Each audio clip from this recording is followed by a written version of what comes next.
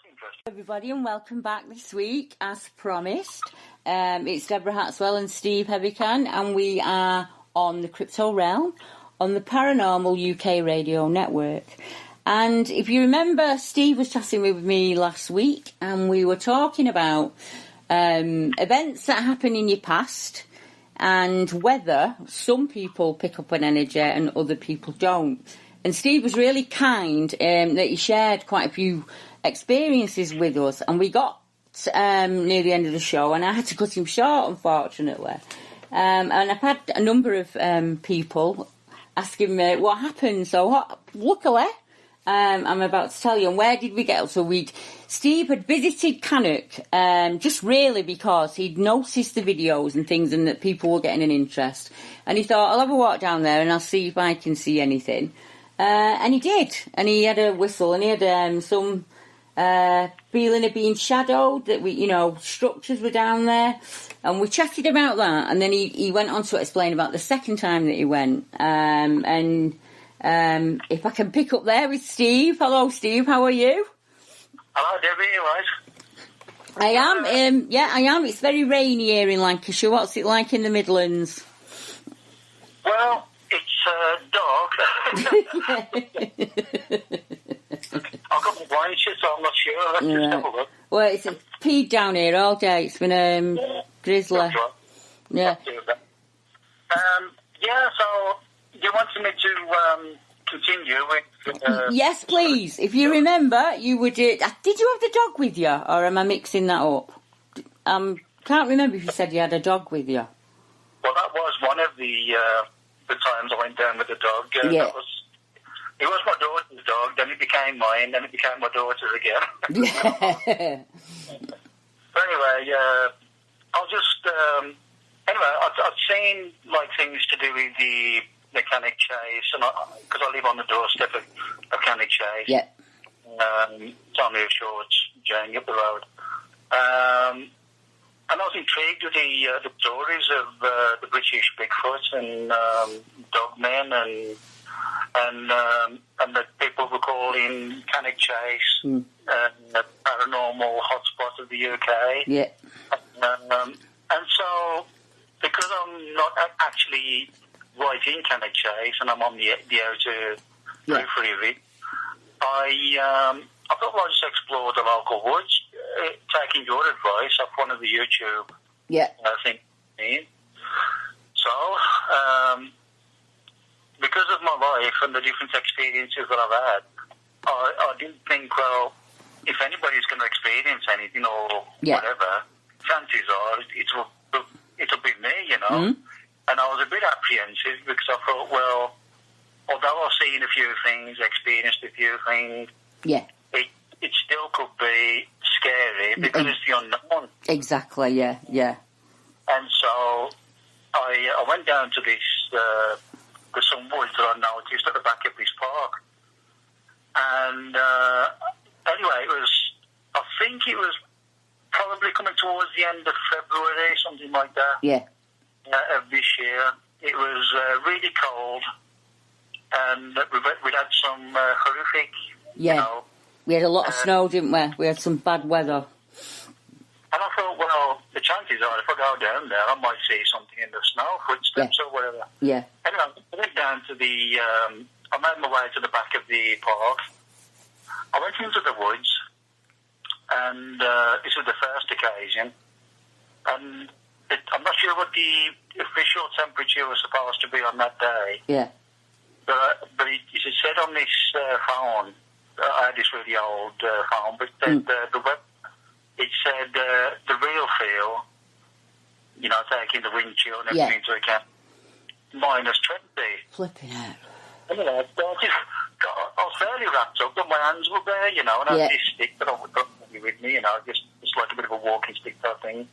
And I was thinking, crikey, I was trying to put something on my hands, how basic it was. And I was thinking to myself,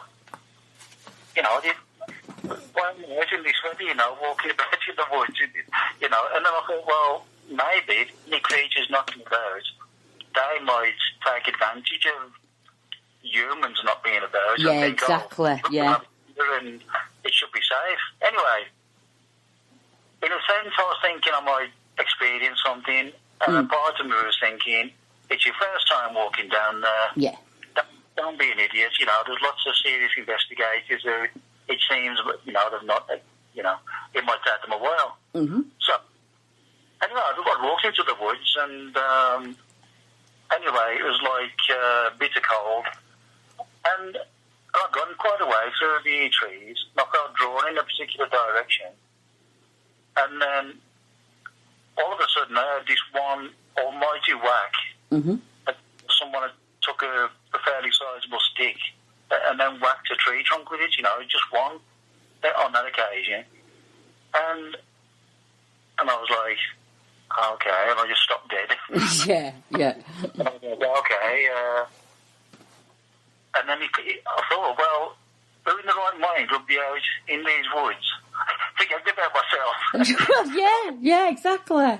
Who in the right mind would be out in these woods in these temperatures, playing silly buggers, like and banging a tree with a stick, you know. Yeah, exactly. So I just stood still, and then anyway, I took a few steps, and I thought, well, I'll just go in the direction of the stick, strike on the tree, and as I took a few steps, I was aware of a sound of like footsteps, and when I stopped, the footsteps stopped. Yeah. And I was like, okay. Yeah. This is strange, yeah. This is something going on here. Anyway, I instead of going directly towards, I went across for like 15, 20 steps. And then again, I had a few steps. And then they stopped. And I had this feeling, I thought, well, okay, I'm not really prepared at the moment to encounter something. Yeah, exactly, yeah. But what if something does come out of those trees, you know? I think we all have that dilemma. Yeah, and then I felt, well, if it's like an intrusion into their home territory, I think I'd better just turn around and show them that I'm not a threat, or, you know, I'm not there to hunt them down or whatever, you know. Yeah. So I just turned around and I walked out of the trees, and the feeling of presence, it was so strong, you know, it was really... but I didn't hear any more footsteps as I walked away. You know, I don't think there was any... Obviously, I was probably being observed, but, you know... So anyway, I came out of there, and I went to tell my kids, Ebony and somebody who live in the same street as me. And I said, I said, you know what I've been talking about? Because I call it squatching. Yeah, exactly, yeah. I said, you know what I was saying about I was going to get down the woods and do a bit of squatching. Mm-hmm. I said, leave this, and I'm telling them exactly what I just told you. And of course, my kids, because they know the things that I've told them. Yeah. And I say to them, listen, try to remember the things I've told you about some of my experiences.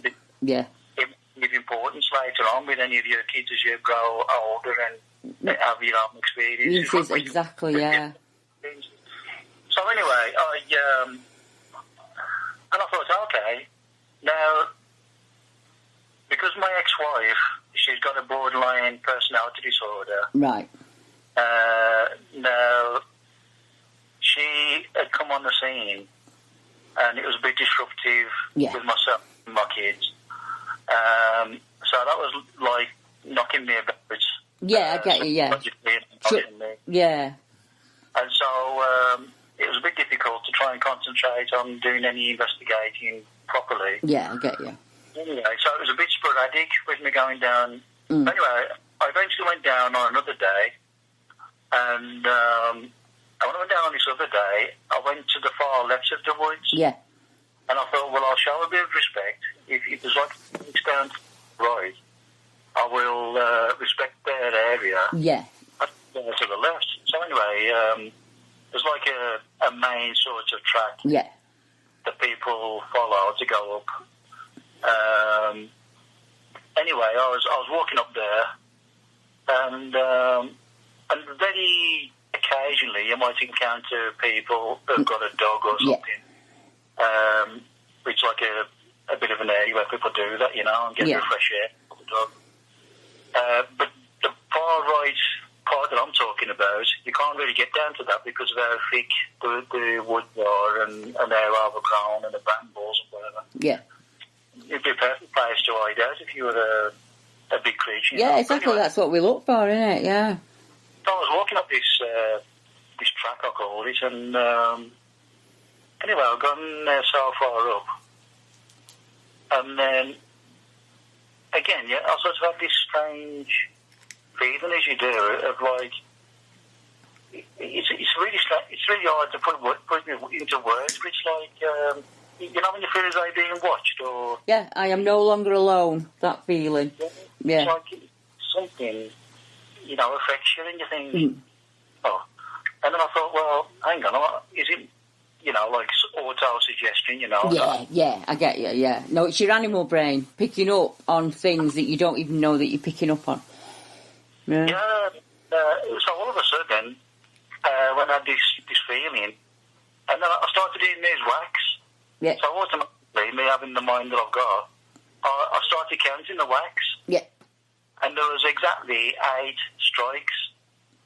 And it was, again, down the far end of the woods, in the direction where I heard the first knock previous on another trip down there. So anyway, I thought, okay, and then I was trying to think, I wonder if there's any kind of any rhyme or reason to the knocks, you know? Could what mean heads up, guys, there's someone about, you know? Yeah, I wonder if it's that, a people alarm, almost. Yeah. And, so anyway, I was like, okay, so I went up the main track. Now, it's a shame, really, because when I first went down there, there was a big massive tree.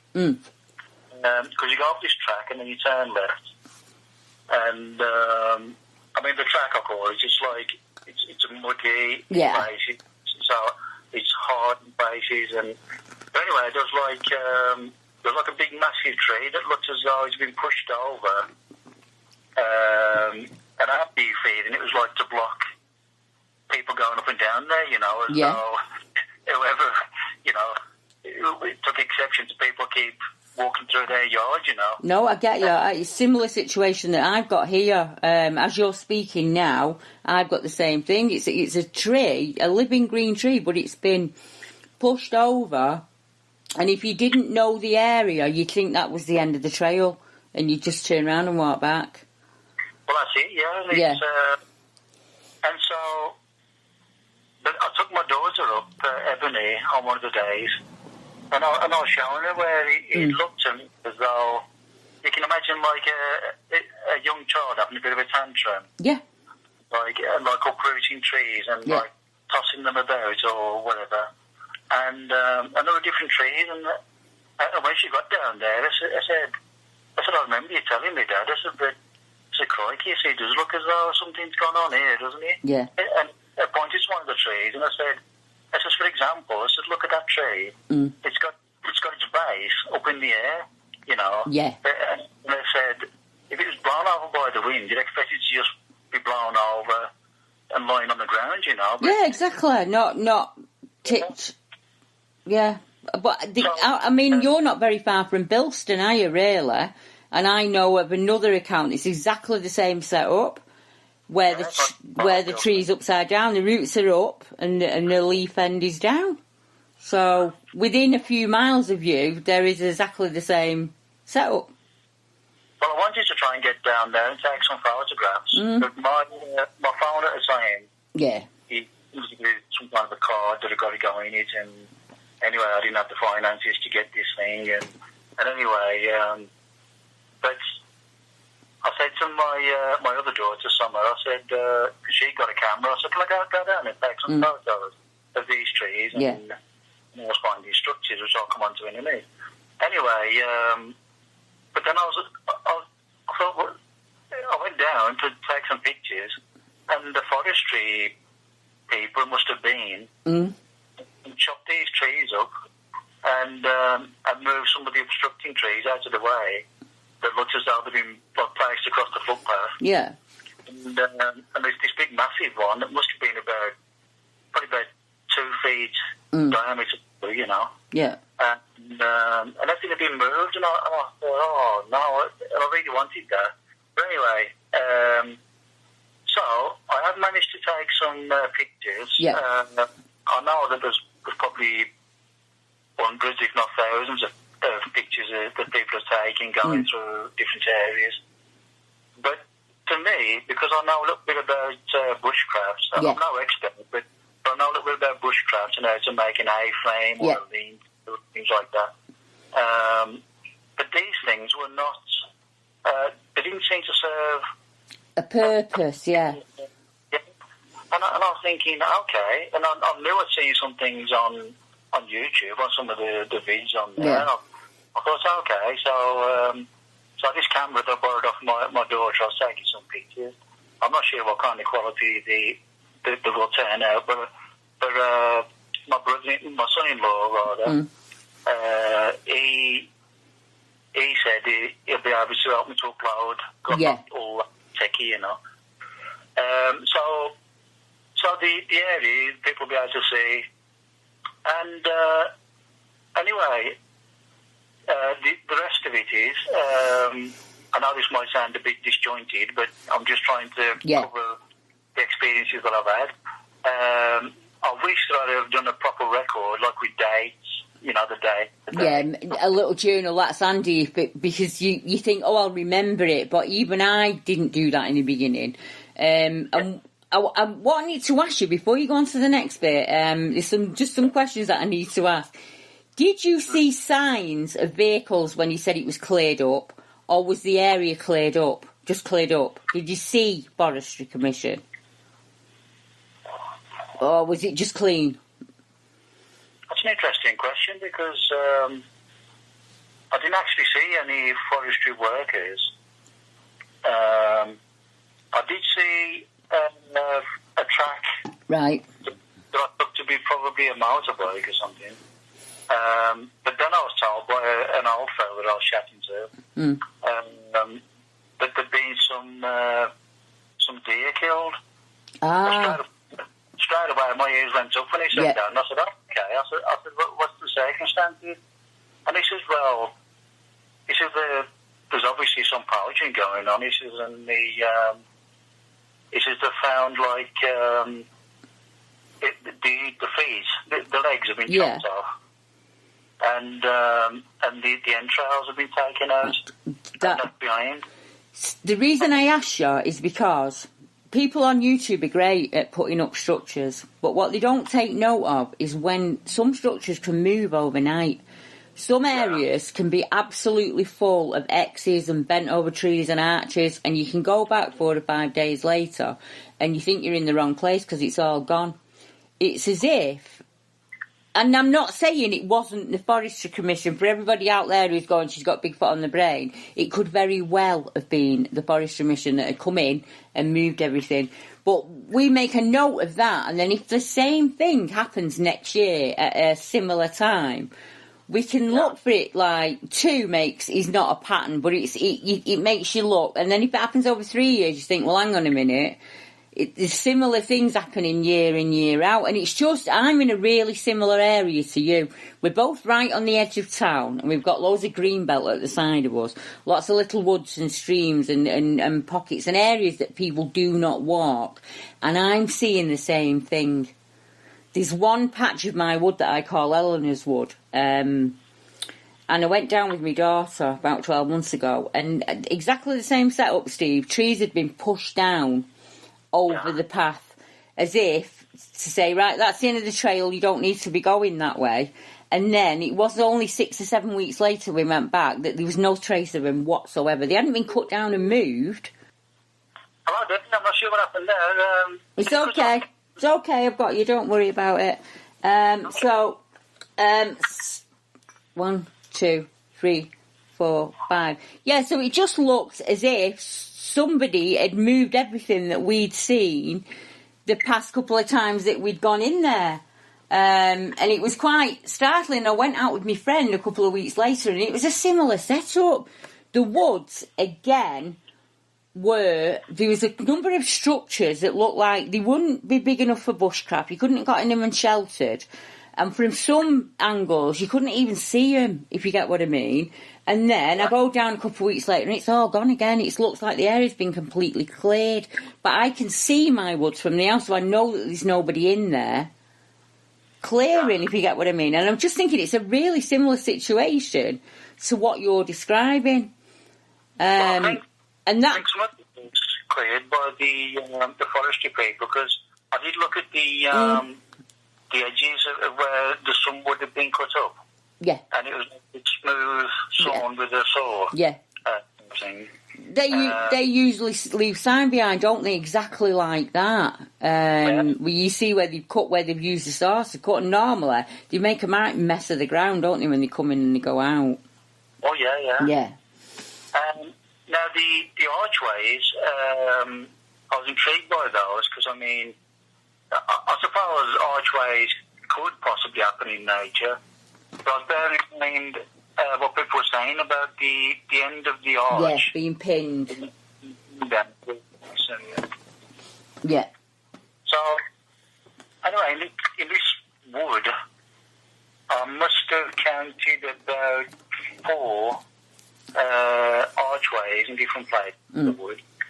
And I was trying to think, well, hang on, let's try and use a rational notion here. And I thought, well, if there are any pouches of those, could they perhaps drape a net over the arch to try and hide behind, are they making a blind with it or something? Yeah, I get you. Is there a practical use to this arch? Any footprints of any people about who have done anything around these arches? And a couple of the arches were really muddy around. Yeah, so you'd see sign of feet and boots, wouldn't you, really? I saw plenty of deer imprints, foot imprints. And now, another occasion, again going up this track through the woods, I'd gone about a third of the way up on this one morning. It was probably about 9:30, 9:45. Yeah. And it was a nice sunny day, and it was calm. There was no wind whatsoever. Because I was thinking, wow, this is really nice, pleasant day. And all of a sudden, there was this almighty branch, and I knew it wasn't a twig. I knew it wasn't a branch. It was an actual tree. Snap. I couldn't see where the tree was because of the terrain, but I thought there's an actual tree broken there. Yeah. Anyway, I did think, shall I walk over in that direction? But then I thought, well, hang on. Yeah. What if it's like, I want to let you know I'm here, and I don't want you to come, any closer, like. So, I thought, okay. But to my credit, although you're a bit apprehensive of what's going to go on, I, instead of walking over there towards where this actual tree break, I continued up the track, and I went up, and it goes to the left as you go around. And anyway, I've gone to the habit of like whistling and singing, because I remember on a YouTube that you put, try to let your presence so that to get used to, and just do a normal thing. So I was doing that, and I was whistling and singing, and anyway, I came back down, and I was listening and whatever. But sometimes you get this like really strange, the feeling of presence and being watched. But you get this like it's like a silence. Yeah, I was very quiet, and it's like, what's happened to all the birds? Yeah, everything goes silent. Yeah. And you think, okay, it can creep you out if you're not used. Anyway, So, I don't think it was on that day, but one of the experiences I had, the dog. You asked about the dog earlier. It was the tapping. Do you remember when it was a funny week, because I believe in the coincidences just don't happen, do they? Me and you had spoken privately about the tapping noise and the wonky owls, as I call them. I was going to go on to that, but I'll just say about the dog first. Yeah. This dog, I went out on one of the mornings, and it's what you call a Shepketer. Right. It's a Keter and a German Shepherd. Anyway, she's a big dog. She doesn't seem frightened of anything. She's lovely, but she wants to be aggressive. Yeah, she can be. Yeah. Anyway, I started walking up this track, and this is no exaggeration. I got to the exact spot where I'd heard the tree... The whack, yeah. And where this tree had been forcefully broken by something, we didn't hear a tree break on that day, but she stopped in precisely the place where I heard the tree break. Right. And although I couldn't see where the tree had broken at that point, I get you. She just stopped and she wouldn't go any further. And I was like, come on, Quill, let's go up here. I tried throwing something and she wasn't interested. She didn't look scared. Right. But she didn't want to go any further. Yeah. And I turned about and I came back.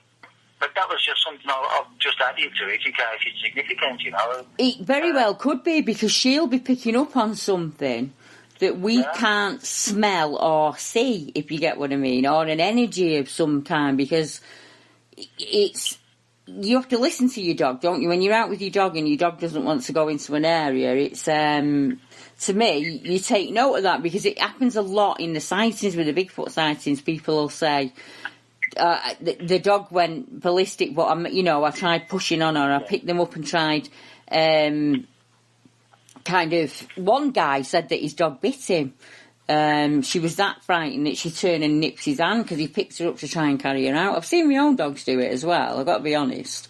And it's a bit unnerving, because like you, I'm thinking he's a big lad, nothing normally scares him. And when a dog covers its belly, to me, that's something that they're really worried about. And he dropped to his belly.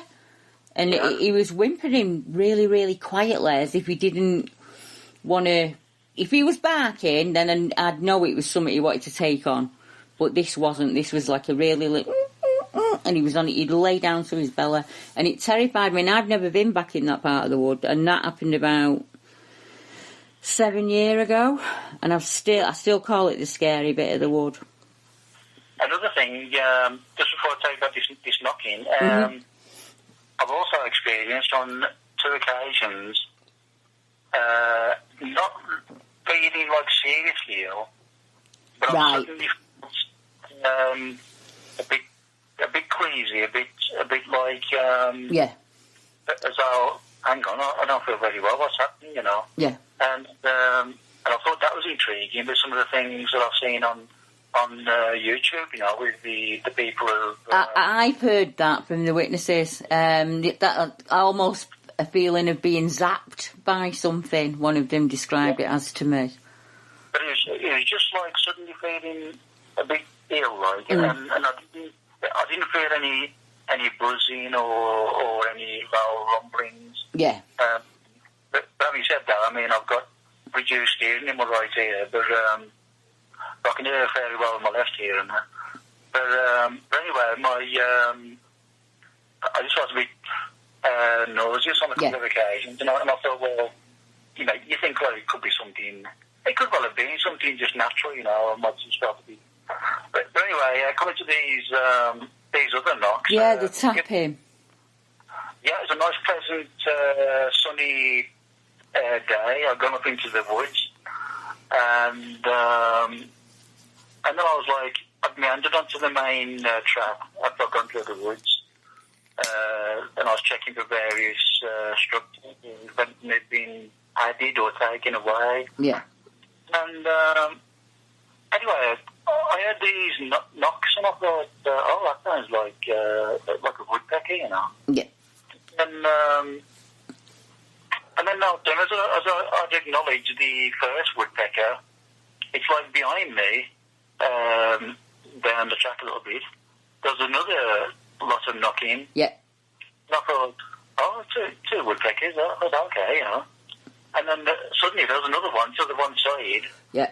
And I was surrounded by these knocking, and I thought, hang on, is somebody winding me up? You know, have my kids come down and... Yeah, someone's going to jump out of the bushes in a minute and go, got you, had you, yeah. And I thought someone was going to wind me up, and I thought, this is a bit weird, you know.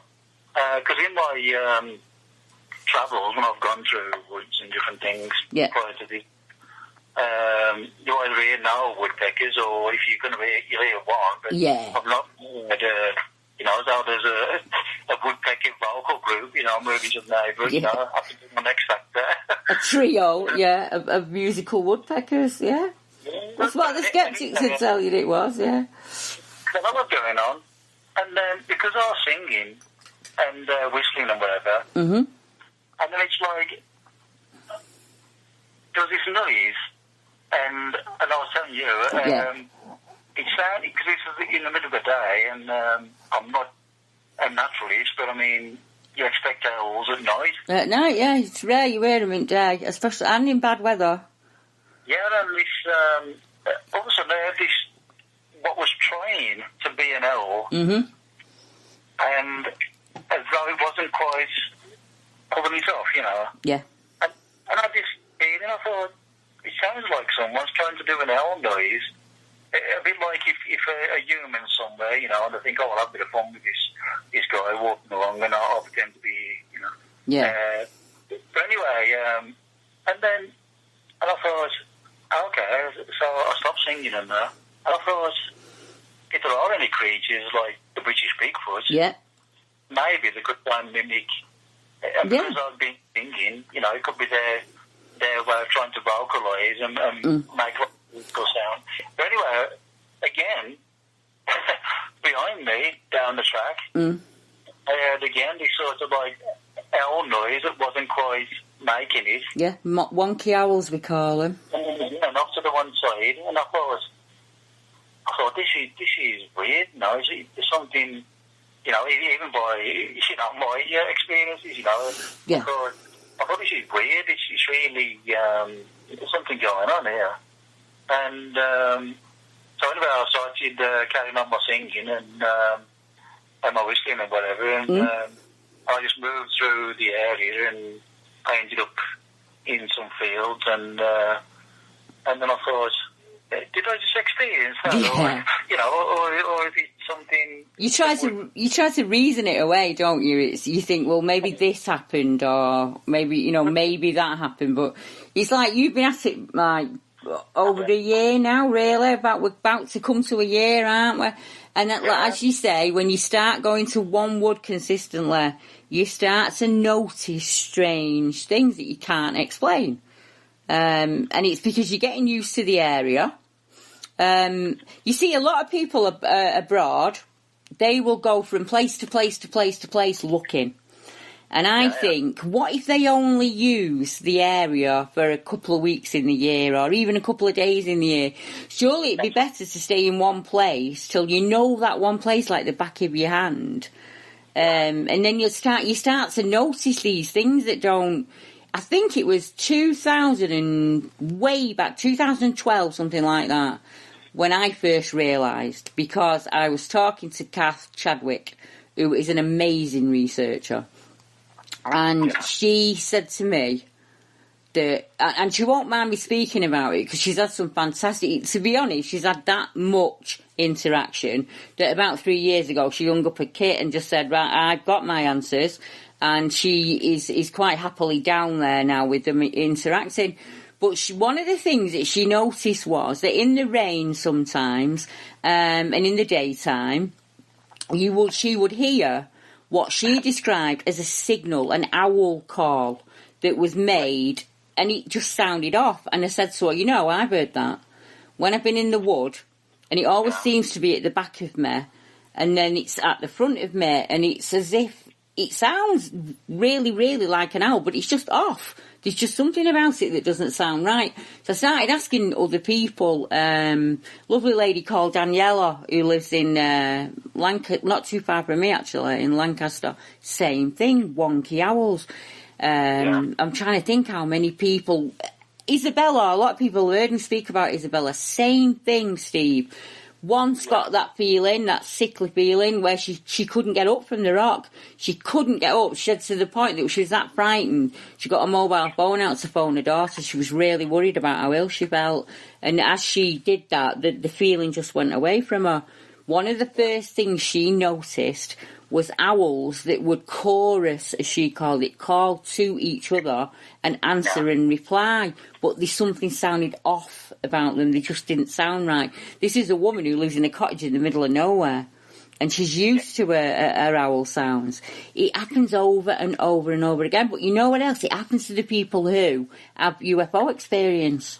They also speak of owls.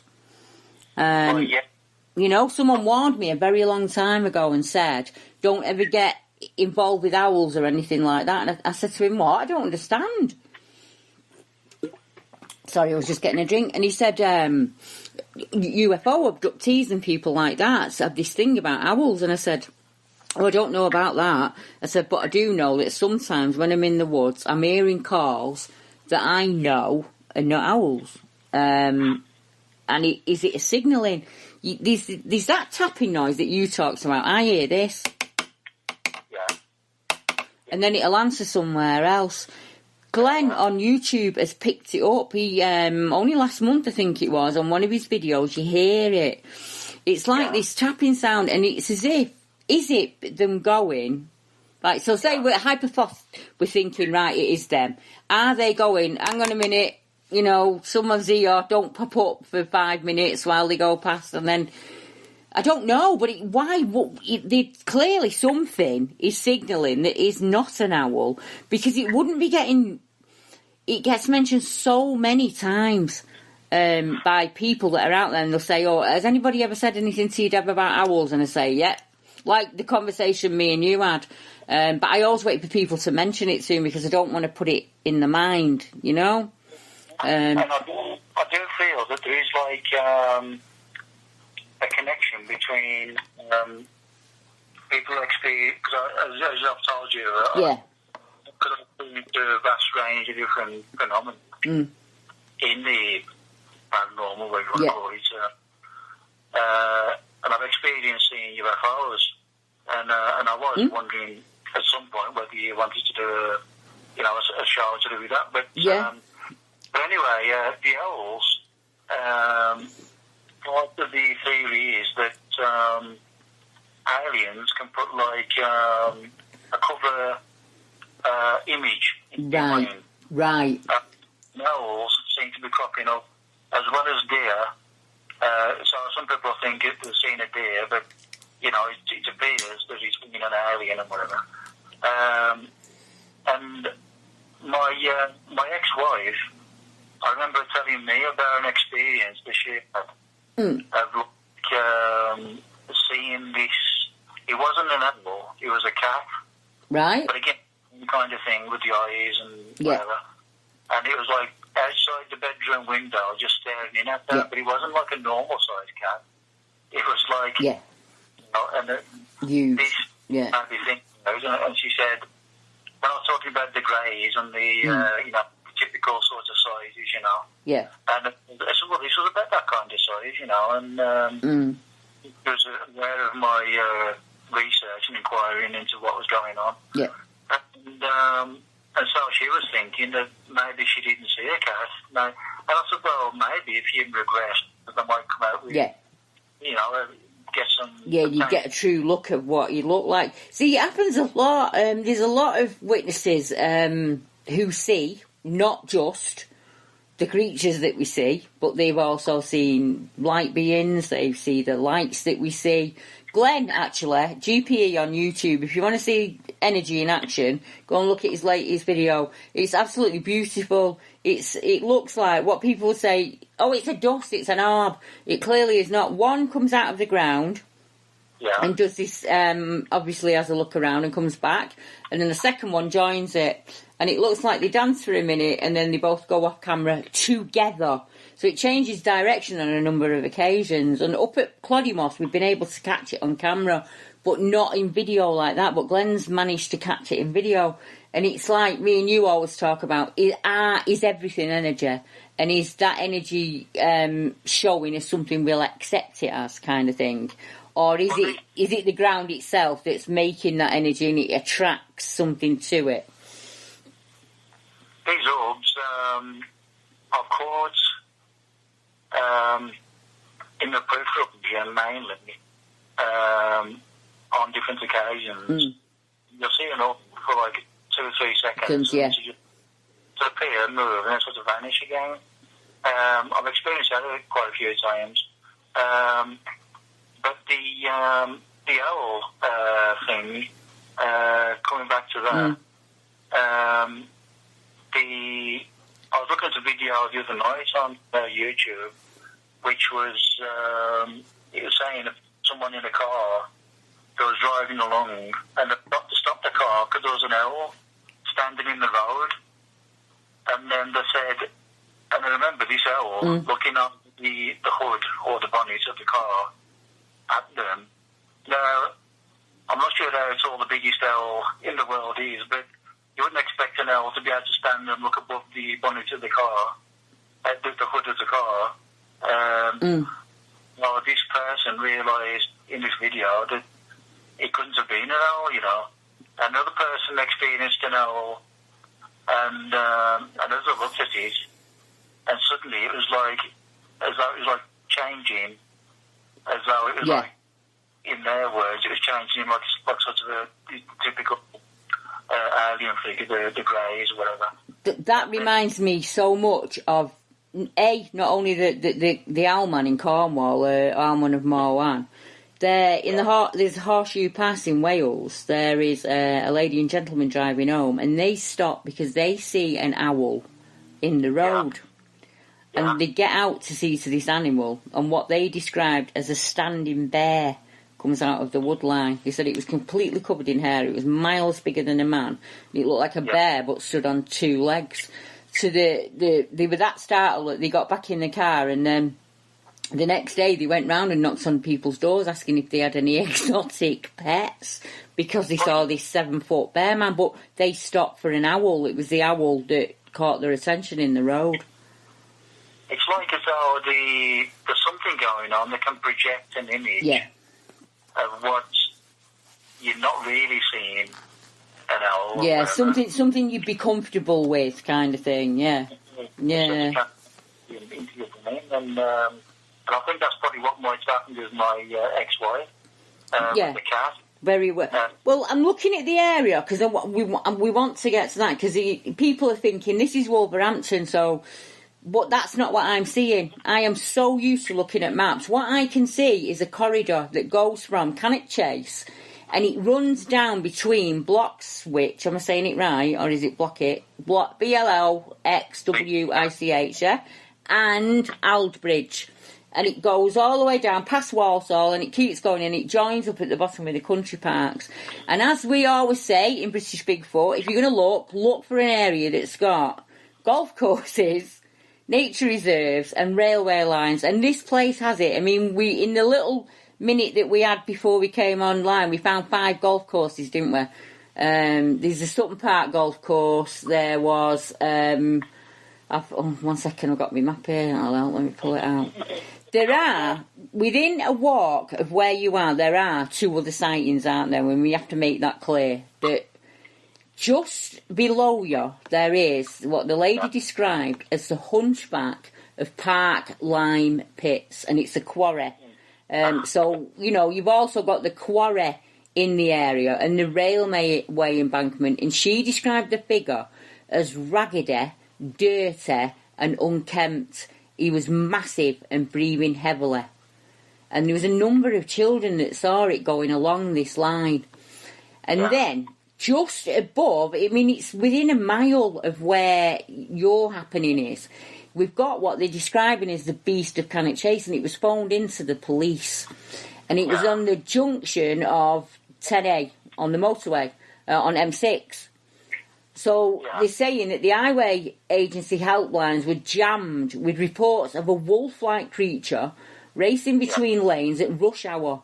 Motorists looked on in disbelief as the 3-foot-long creature, described as greyish-black, raced between the lanes. A number of people said it looked like a husky dog, but others said it was up on 2 legs.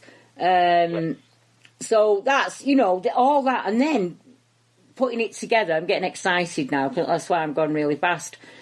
We look at areas, don't we, for ancient sites. So we're saying if you can find like a quarry, some golf courses, railway line, little areas of woods, and if there's like a barrow there or an ancient hillside or something like that, go and look there. Well, it's called Druid's Heath. So, so at one point, it must have been a massive sacred area because Castle Ring's there, isn't it? You've got... Well, Castle, just up the road from me, it's just to the one side of Rugeley. Rugeley, yeah. And you've got, that's where your Chase accounts come down through Rugeley, yeah. Some years back, and I was intrigued. And as I looked at it, and I thought, well, if there was some kind of an ancient board, something there. Yeah. And I was intrigued by the fact that there was like bubbling springs coming up. Yeah, ancient springs, yeah, that's another one. Some theories are that water underground can produce some way, some kind of an electrical field. Yeah, energy again, isn't it? Well, yeah, you'd go through Chasewater Country Park, come down Brown Hills Common, along Pelsall Common, keep coming down a little bit, and then you can sneak between the estates. And you've got the wolf-like creature of Cannock, and then you've got where you were, and there's a railway line runs right through it. So if you just wanted to, jump on that and nip down, keep carrying on going down south, let's see where the next one picks up down south. Handsworth Golf Course, Great Bar Golf Course, Sheepwatch Nature Reserve, and then we're on the Shropshire Canal Monkey, and that Shropshire Canal runs up to near you, doesn't it? So that's like another corridor, and it all kind of converges there, and they just keep going south from there on. I think that they do use these sorts of corridors, as you say.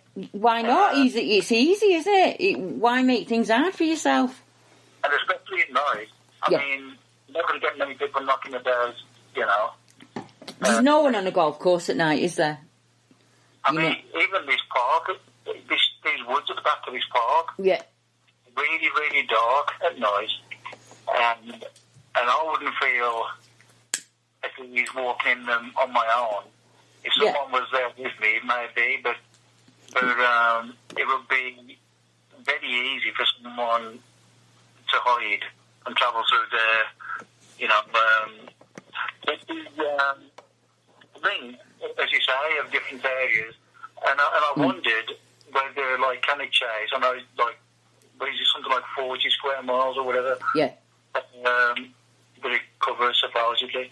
I wondered if, like, when the season for people getting out and about and into the Cannock Chase and start walking out in the trees, I just wondered whether these, because they've got to have some intelligence, Yeah, of course they have. We to ourselves, there's people knocking about now, we're going to sort of go out of this area, and then they'll go into a less travelled by us. I thought the same thing. It's underrun with tunnels, apparently. There's tunnels that run all underneath there. And I got a report in the week of, it was the World War II tunnels at Drakelow, which is not that far from you.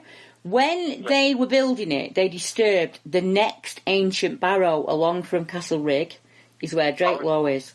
And they disturbed that barrow when they were making the artificial tunnels. And have a guess what one of the things is that's seen down there. Men that look like dogs. And that made my ears prick right up, because that was reported by the soldiers, by the staff. It's now you can go down there as a tourist, and they do ghost nights there and everything. And not only do they have like shadow men and the lights that we talk about, they also talk about these dog-like men. So it all fits together, doesn't it? Yeah, it's a strange thing. With the, if you look at the Egyptians, I'm not sure whether I'm, just sort of like...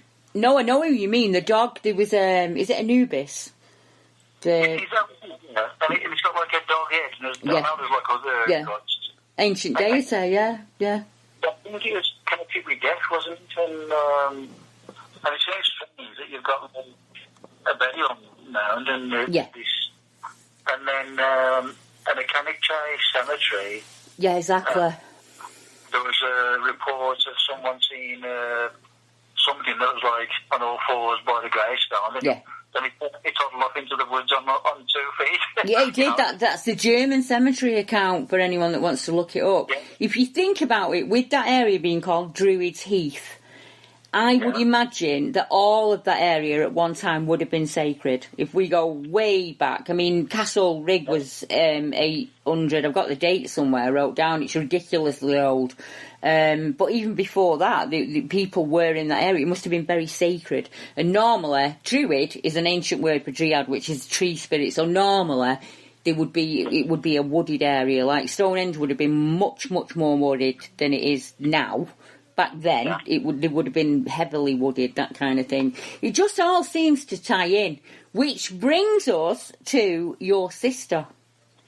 Yeah, we've only got about 8 minutes left, so we need to chat about Jane because it all ties together. That we were talking last week when we said that when you ask people if you explain to them what your hobby is and what your interest is, more times than not they say, well, actually, don't they? And they have a story to tell, and that's what happened with you and Jane, wasn't it? Well, Jane, as I was talking about the this radio show and talking about the British Bigfoot and so on, and then she said, it's funny you should mention that. I said, and then she related 2 things to me. One was in Fishley Lane, Fishley Lane, not far from where I live, and her husband Gary, he was the one who shared the experience with me on the hill, the rig. But he was in the car driving with my sister, and his sister was in the back seat. Anyway, they were driving down Fishley Lane, and they suddenly saw this monk standing in the road. I don't know, he slowed down as he approached, and he was wondering why the monk didn't get out of the way, and he was getting closer and closer, and then eventually it reached the point where, so what happened there? And she said he just vanished. And I said, oh, okay. I said, it's got to have been a ghost, Yeah. And so that was that one event. But my sister Jane, there's some ability that she has had. I'll come into that on another occasion or whatever. But anyway, this one time she was telling me that they were in a place, Shenston, and there was a road called a lane called Furtherly Lane, and it's spelled FOOTHELEY, I think. Yeah. I got that. It's in Shenston, in Walsall, yeah? Very rural. I'm looking at it now on my map, so for anybody that doesn't know the area, it's very rural. There's lots of little woodlands, and you've got loads of little streams and brooks everywhere. It looks like a really nice area. Well, that's it. And she said, Gaz stopped the car because he wanted to pee, and I said it was on a bridge. Yeah, just past Druids Heath Golf Club. And I said, the bridge that he stopped on, I said, was this over a railway or a road or what? I said, I think it might be like sort of a river or something, so, but I can't be certain. But I suppose I could take to the exact spot, so I might be able to get some footage or something in the future. But anyway, I said it was in the passenger side, because obviously Gaza was the driver. He could have he was standing there. Then I suddenly became aware of this like dark figure just in the bushes, in the bushes. I said, I'm not kidding you, Steph, because my name is Steve, but ever since I was a kid. They call me Steck or Stecker. Right. I'm not sure. I don't know what that means, but anyway, she. I saw this figure. I says it looked like it was more fours. I said, but it was like, I said it was huge, and so and he sent me something after that. I said, this is similar to kind of size, and I sent me this picture of like a bear. Yeah. And anyway, I said it's because it was dark and that I couldn't get too much detail.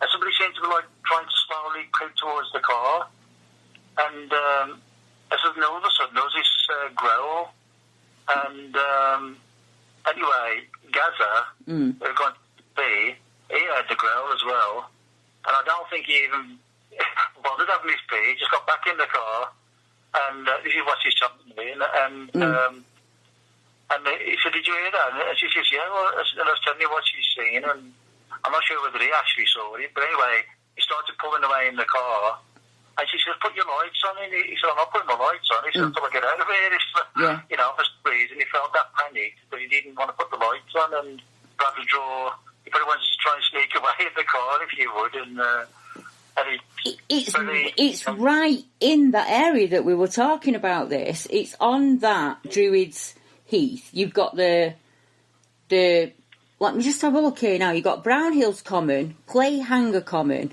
Ashtonwood Golf Club, Druids Heath Golf Club, Whittingham Heath Golf Club. That's just 3 of them. And it's right next to all the accounts of like the Cannock Chase, where the Cannock Chase accounts are coming down. So it's an ideal area, isn't it, really? For anyone who knows the area, look, it's where Walsall Arboretum is, the tree place, isn't it? It's just above there. Sutton Coldfield Golf Club. Just head for the golf clubs, really, in the Midlands, because there's about 12 of them that encircle these accounts. We need to talk to these golfers, or any security that are working. I'll do that from my end. I'll have a look and I'll shoot some emails out, because you never know. Security guards normally have a tale to tell you if they're out at night on the golf course, because there's a lot of accounts of like werewolf type creatures, black shucks, obviously British Bigfoot creatures that are on the golf course themselves. I wanted to ask the local allotment, which comes very close to these woods. Whether there are any strange things happen with the fruits that they grow. Yeah, is any fruit going missing kind of thing that they can't account for?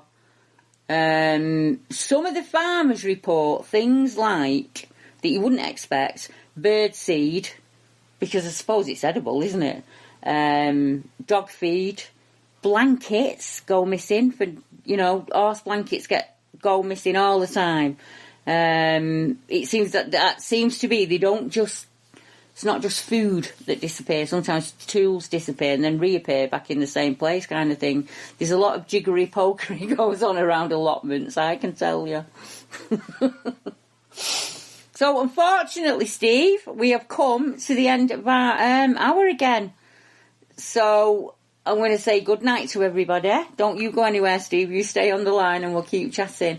I'm going to say good night to everybody, and I will be back hopefully in 2 weeks' time, because as you know, my dad's really poorly at the moment. So while that's happening, I'm going to just do the show once a fortnight, just till we get through what we're having to endure. So have a very blessed week from me and from Steve. Good night, everyone.